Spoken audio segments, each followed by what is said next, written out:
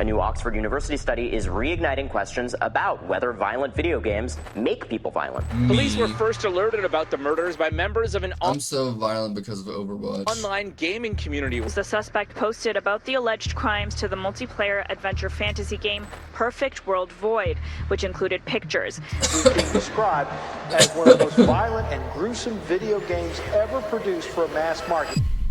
People often say video games distract kids from school. Do you guys think video games can make people violent? But can games push someone to kill? Yeah. Today we'll look at gamers who Coke turned went the wrong way. violent. As usual, we'll start with the lighter cases and end with the most disturbing ones. So my goal this year, Make guys, is to give you killers. guys double the amount of videos without sacrificing quality. And to do Make that, me we gotta kill, keep growing. It would mean personally. the absolute world if you subscribe, and I promise I will do my very best to make the best videos I possibly can for you guys on Visual Venture, and you are awesome. Tyler Barris. Tyler Barris Yeah, had they already a have the twisted ideas sense of in their humor. head. He loved to scare people by making false device threats. He would dial 911, claim that there was a device in a mall, a school, or another crowded place. This type of prank is called a swatting. It's when someone calls the police about a bogus crime to get them to go to someone's house. Obviously, swatting is reckless, illegal, Swatting and is deadly. so By the time scary, he was bro. 25, Tyler had a long record. So I'm He was glad I live wanted in for Gotham. 30 device threats plus fraud and mischief It's hard for them to charges, but he find stayed me. on the run, avoiding the police again and again. Then came December 2017. Tyler was living on the streets of Los Angeles, California, and a gamer friend asked him for a favor, one that would cost an innocent man his life. The friend who needed a favor was a gamer called Viner. Viner was furious. He was in the middle of an online argument with another Call Why of they Duty player. bouncing They on traded it? insults online. Then Viner threatened to confront the player in person. The other player called his bluff. He sent an address and wrote, "Please, try something. I'll be waiting." That was when Viner reached out to Tyler. Everyone knew Tyler was the best at making swatting calls. So Tyler handed him the address and told him to do Crazy his thing. style. Tyler grabbed his phone and dialed 911. Tyler pretended to be a deranged man holding his mom and brother hostage. He claimed he would burn the house down. That's then he gave crazy. the police the address, daring them to stop him. The cops didn't hesitate. They jumped into their cars and raced to the address. But there was one problem. Tyler and Viner thought they were sending police to the gamer they fought with, but they were tricked. In reality, the gamer gave them the wrong address. That address actually belonged to Andrew Finch, an ordinary man with no connection to the fight No at way. all. Andrew had no idea that armed officers were racing to his home to stop a non-existent hostage situation. But the night was about to turn deadly. Around 5 p.m., police arrived at Andrew's home. Completely unaware of that 911 Oh my call, God. 28-year-old Andrew Finch Making opened SWAT his calls front door. crazy. Andrew stepped style. outside and saw armed officers pointed Why do they have to the bananas? police. Andrew was the 911 caller holding his family hostage. To Andrew, nothing made sense. Officers ordered him to raise his hands, but Andrew didn't understand the seriousness of the situation. He hesitated, then lowered his arms. That's when the police did the unthinkable. Andrew was rushed to the hospital. Sadly, he didn't survive. Damn. When police searched the home, they discovered Only the 28. truth. Andrew What a wasn't the sad- caller. There was no hostage situation. back. Andrew Finch became You're the a real first one. person to lose their life in a swatting call. The case made national headlines. Investigators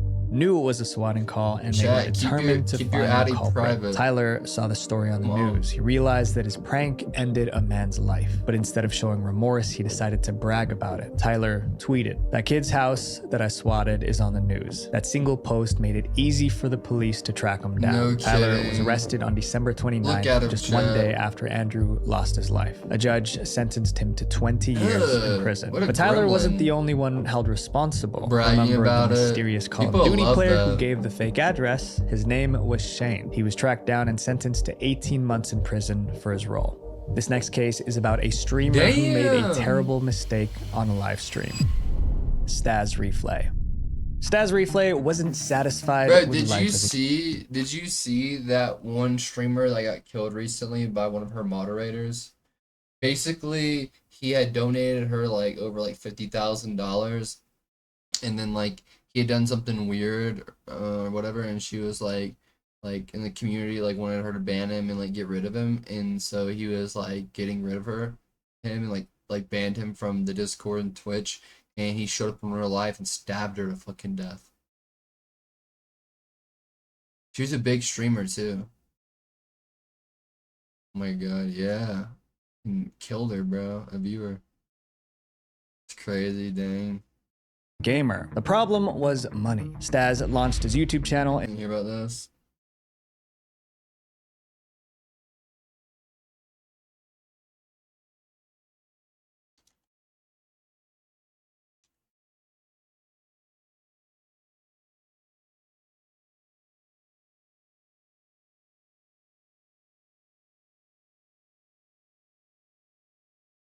So here's the channel on the Discord. If you want the Discord, it's dispute of a stalker.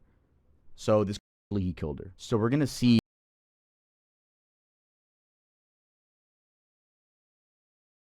Yeah. 70K. It was 70K. Now in today's episode of It was a Korean streamer. That's why I don't know who it is. But she was like a bigger Korean streamer, so it's like a big deal. Especially in like Korea. That's terrible. Yeah.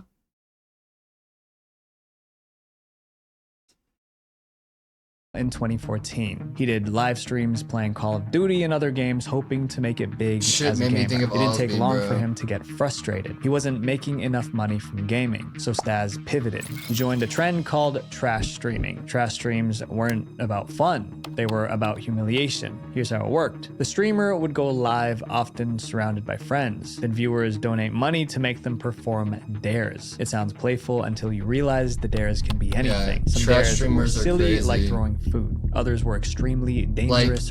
They're mostly on Kick, but they'll literally, like, if you donate $20, they'll say, punch that random dude in public. And they'll go up and punch a motherfucker, bro. Or, like, pull a girl's weave off. I've seen them do that. I've seen them kick cars. Or degrading. One dare asked a streamer Shape to their bury heads. someone alive, and the streamer did it. Another streamer burnt down a house just because they were dared to. The rule was simple. If a viewer paid, the streamer had to obey. The more Yeah, it's basically like the Wheel of Coom, except for one of them was like, stab my mom. extreme the dare, the higher the donation. Technically, streamers could refuse dares, but refusing meant they wouldn't make money, and they could lose their audience. The biggest trash streamers had millions of subscribers on YouTube. For Staz, trash streaming was a gold mine. So But instead of dumb. sticking to goofy dares, he crossed into cruelty. His streams often featured him harassing homeless people or getting violent with friends on camera. For the right donation, there was nothing Staz wouldn't do. His behavior became so Jeb? extreme that other streamers stopped working with him, but fans rewarded the cruelty. Donations poured in. Viewers demanded more. Isn't it crazy, more crazy that people are willing to pay money to see fucked up shit happen to people?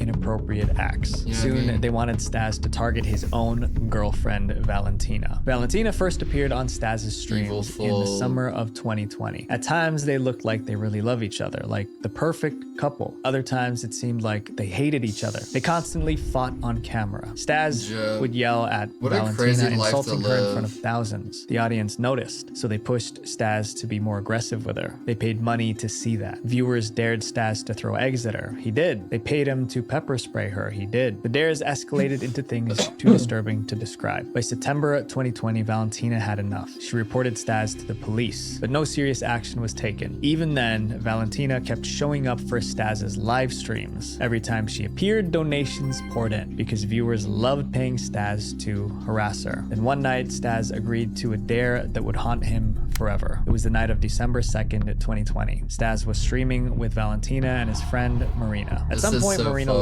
left. Now Staz and Valentina were alone on camera. Then a viewer reason offered is, so I $1,000 do US believe- for I mean, bro, literally, like I said, I mean, he's Russian. Staz to lock Valentina outside. The request was insane because it was winter. The temperature was between 17 degrees to 26 degrees Fahrenheit. That's below freezing. But $1,000 was too much to resist. So live on stream, Staz forced Valentina to go out on the balcony. Valentina knocked on the door, but Staz ignored her. Eventually, the knocking stopped. Staz finally opened the door to check on her. She wasn't moving. Staz panicked, but instead of calling an ambulance, he turned back to his viewers. For 2 hours, Staz kept streaming. When he finally called for help, paramedics confirmed Valentina was gone. He was arrested Bro, and here's the crazy thing is, they're not showing on YouTube, but you can find there's the VOD I've seen on Twitter of him carrying her body back inside and being like, wake up, and laying her down in the bed and coming back to stream and being like, and it was all subtitles, so like I don't really, it's hard to tell the context of like his voice and inflections and stuff.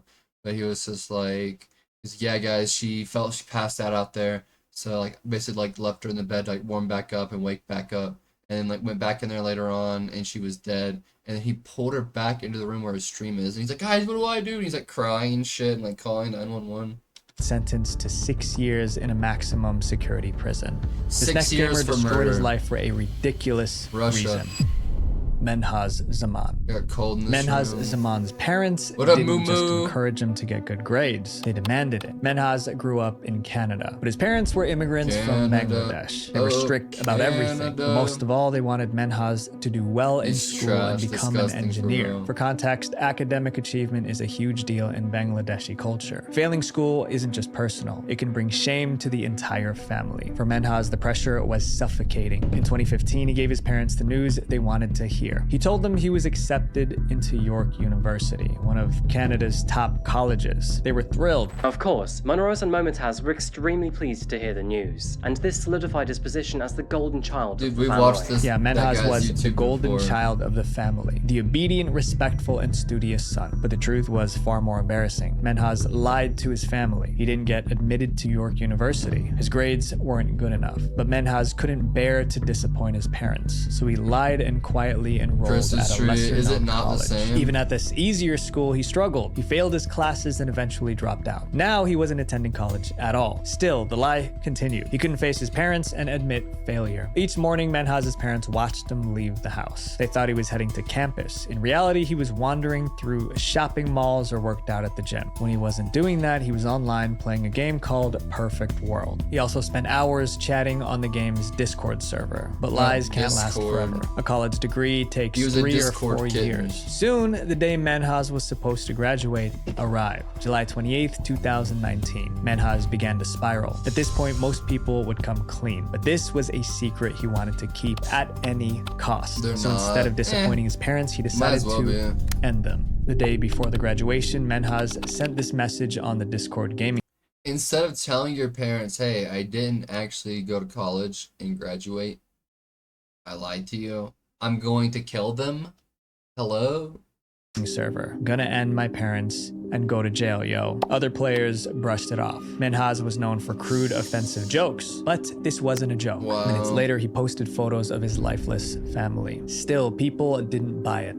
In the beginning, other users weren't really sure as to whether or not they should even believe him. It seemed a lot more likely that he probably just pulled the picture off of a website somewhere and was trolling them. Someone tried reverse image searching the picture. Nothing came up. It seemed the photos were be real. so The evil, chat no, erupted in seriously. chaos. Members scrambled to figure out who Menhaz really was. But all they had was his handle. No real name, no address, no way to stop him. Meanwhile, Menhaz kept typing. He wrote, "It's been my plan for 3 years. Literally told my parents my uni graduation was July 28th. I couldn't have delayed it any longer." Then he made a mistake. He logged back into the Perfect World game. That login exposed his IP address. An IP address is like a digital footprint, so it was used to trace the device's location. Admins narrowed Menhaz's location down to Toronto. But Toronto is a massive city with millions of residents. Then Menhaz posted another update. He told the server his father and sister weren't home yet. When they arrived, he planned to do the same to them too. This was no longer a confession. It was a crime in progress. Discord users scrambled to track him insane, down. bro. His What sister the and father fuck? came home first, and unfortunately, it was too late. Then Menhaz slipped up murked both again. of them? He offered to send money to the group members. It was his way of saying thanks for being there for him. He asked everyone for their PayPal addresses, and he actually sent some of them cash. That transfer finally cracked his identity.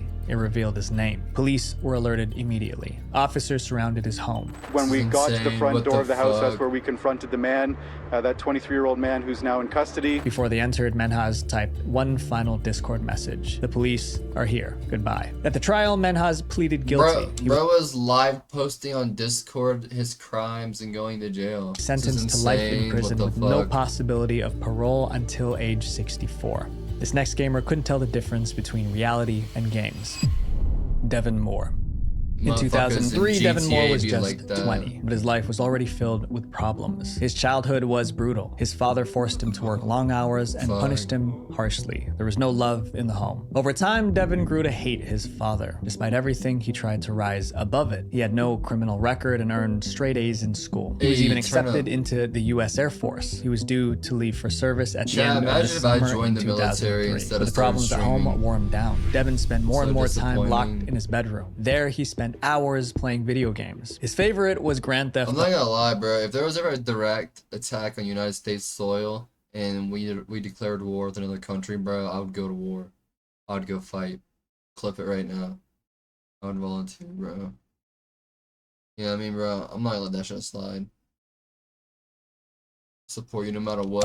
Vice City. GTA Vice City was notorious when it came out in 2002. You with me, boys? Players could steal cars, attack pedestrians, and even end cops. It was so wildly violent, the parents tried to have it banned. For Devin, the game became an escape from his problems. Over time, that escape turned into an obsession. Combined with his unresolved childhood issues, Devin started to lose touch with reality. He began to zone out or retreat into his own little world. Sometimes people could talk to Devin for extended periods, but he would remember none of it. The mix of isolation and violence became a recipe for disaster. That disaster happened in June 2003. Around 3 a.m., police found Devin asleep in a car. It looked suspicious, so they ran the plates. The car was stolen. Devin was arrested, but he insisted he was innocent. He claimed he bought the car for $500. Still, officers brought him in for questioning. At the station, Devin seemed calm, but the calm didn't last. Wondering what happened. There'll be some troops come to your door to let them knock, and they'll have a flag, and they'll hand it to you, and they'll hand you my dog tags. Don't worry.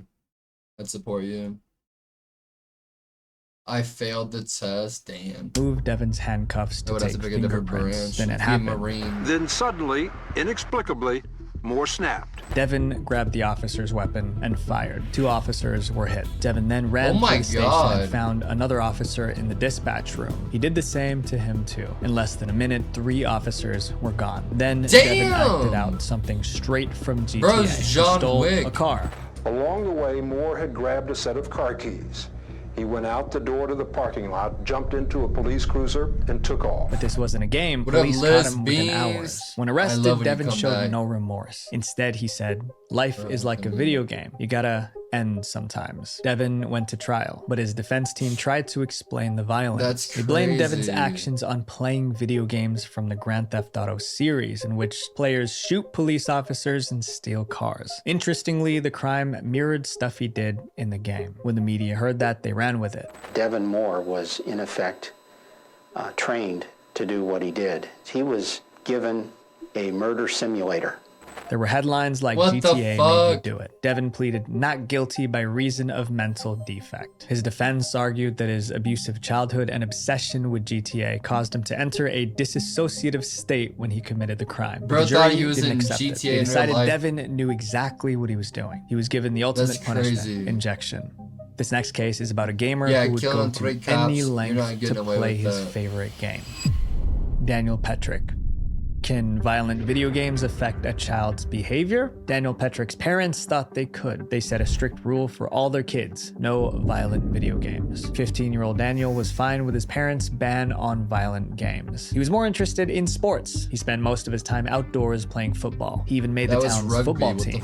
He played tailback for Wellington and was a defensive linebacker, and he was top notch. Daniel had a bright future in sports. Then at 16, a skiing accident destroyed that future. Daniel had a skiing accident and it was bad. Doctors said he could never play football again. He can no longer play any sports. He's done. Because if he breaks his back, he will be paralyzed. Daniel was crushed. He needed time to heal, and he could not play the sport he loved. During recovery, he did something he wasn't supposed to. He started playing violent video games in secret. He began with games like Call of Duty and Gears of War. Then he discovered Halo. Halo was rated M for mature because it contained violence. It was exactly the kind of game Daniel's parents hated. He became obsessed. Some days he played for 8 hours straight. When Halo 3 released, Daniel snuck out to buy it. His mother caught him with the game on the way home. His parents were furious. We told him, even though you spent some $70 on this game, you're not playing it and you're not getting it back. Daniel's dad took the game and locked it in a safe at home. To his parents, it was discipline. To Daniel, it was was unfair. On October 13th, Daniel got into a heated argument with his father about Halo. The fight escalated until his father snapped. Stop playing games or leave the house. Daniel chose to leave. He spent the weekend at a friend's house. There they played Halo for 16 to 18 hours a day, stopping only to eat, sleep, and use the bathroom. But Daniel couldn't stay there forever. When Daniel returned home, his anger toward his parents was deeper than ever. That anger was about to explode. Daniel's copy of Halo was still locked inside his father's safe, so he spent the next week searching for the key. Eventually, he found it. When Daniel opened the safe, he retrieved his game, but there was something else inside. He was a weapon. fiending. The dark idea formed in his mind. That night, Daniel was alone in the house with his parents. Around 7 p.m., Daniel Patrick walks up behind his parents. They're just sitting on the couch together. Daniel asked them, "Would you guys close your eyes? I have a surprise for you." His parents closed their eyes and Daniel ended them. After his horrible crime, Daniel tried to cover his fucking tracks. He put the item evil. in his father's hand to make it look like his father did it. The plan failed. Daniel's sister and her husband came home just in time. They walked in, saw the scene, and called 911. When his sister showed up, Daniel panicked. He ran out of the house and fled in the family van. He only took one item with him, the Halo 3 game. Daniel's mom didn't survive, but his father did. No way. I was in the hospital for, I think, 30 days. They did 5 surgeries on me.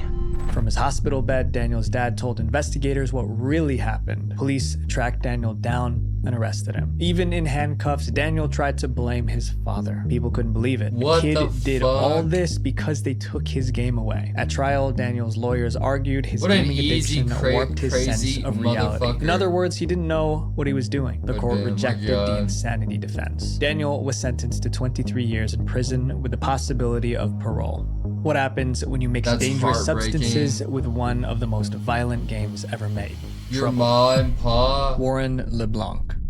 This is a story of two friends who bonded over their love of video games, but the games they played may have influenced one of them to take the other's life. The friends were Warren LeBlanc and Stefan Pokira. Warren was 17 and Stefan was 14. They spent hours together at Stefan's house playing games. Their favorite game was Manhunt. He's been described as one of the most violent and gruesome video I never games heard of that ever game. produced for a mass market. It was so violent, in fact, that it was banned. Manhunt rewarded brutality. The more vicious the execution, the higher the score. The violence was graphic and detailed. For Stefan, it was just a game, but Manhunt was affecting Warren in ways no one could see. Reports say Warren had anger issues. He found it difficult to manage his emotions. He started spending time with gang members in his neighborhood. Soon, he began using substances. That's how he got involved with a local gang called the Crusaders. Warren bought from them often, The but his spending Crusaders? spiraled out of That's control. such a badass gang name.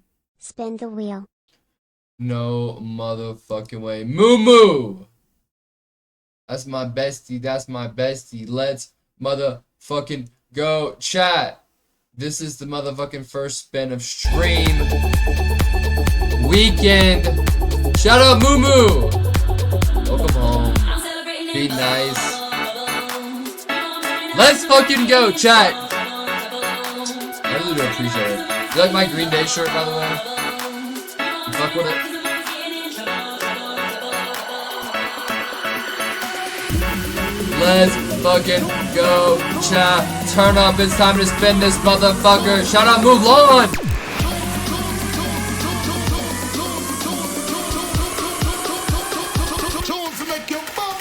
So close, but still a dub. Still a dub. One off. Shout out Moo Moo! Chat, we got a little less than 3 hours of stream left. So shout out Moo Moo. On something nice. I'll take you out later. Before long, he owed the gang money, and they didn't take debt lightly. If he failed to pay, the consequences would be fatal. Desperate, Warren Appreciate came the up with a plan. TTS. He would rob someone to get the cash, but his choice was shocking. He targeted his own friend, Stefan. In November 2004, Warren lured Stefan to a nearby park. He told them they were meeting girls, but there were no girls. It was a setup. This next part sounds a little bizarre. While they walked through the park, Warren allegedly went into a trance. At least that's what he claimed. He attacked attacked Stefan with an object. By the time Warren came to his senses, it was too late. Stefan didn't survive. 2 hours later, police arrived at the scene. Warren was arrested on the spot. He confessed almost immediately. The case made global headlines, but instead of blaming Warren, much of the public blamed Manhunt. They felt playing such a violent game messed with Warren's head. One disturbing detail fueled the outrage. The weapons Warren used in real life were the same ones used in the game. In the UK, Manhunt was pulled from store shelves. The ban quickly spread to New Zealand, Australia, and Germany. But one question remained. Was Manhunt not America, to blame, baby, or was Warren already headed down a destructive path? The courts put the responsibility on Warren. He was sentenced to life in prison with a minimum of 15 years. Making friends online can be dangerous. This next case proves that. Guilherme Alves Costa. Guilherme Alves Costa was an 18-year-old living in Brazil. He absolutely loved playing games online, but he wasn't just having fun on the internet. Eventually, he stumbled onto the dark web. There, he joined chat rooms where people shared violent fantasies. Guilherme was seriously influenced by this dark content. He started to have twisted thoughts as well. It was during this time that Guilherme met Ingrid. They became friends during an online Call of Duty match. Guilherme began to trust her. He confided in her about his mental struggles. Ingrid, trying to be supportive, wanted to help, but soon she realized his thoughts were far darker than she imagined. He once sent her a photo of himself holding a weapon. Another time, she asked if he would help him carry out violence in a church. One night, he sent her a weird message: "You must be mine." These were serious red flags, but Ingrid saw them as cries for help. She didn't know Guilherme was spending time on dark web chat rooms that encouraged him. No motherfucking way. Moo chat! Bro, our legend! With another $20 TTS! No motherfucking way! Let's go! Chat, this is the spin. Moo. My go. What up, Roman? I appreciate you so much. You have no idea. Chat! Who is ready? What do we want, guys? What do we want? Believe and you will achieve. Let's go, chat. Come on.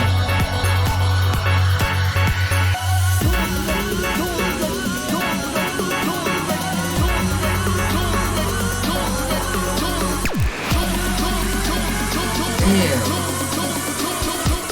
That was close. So close to the edge. Me too. Alright, what's the tweet? Give me something good. Give me some good.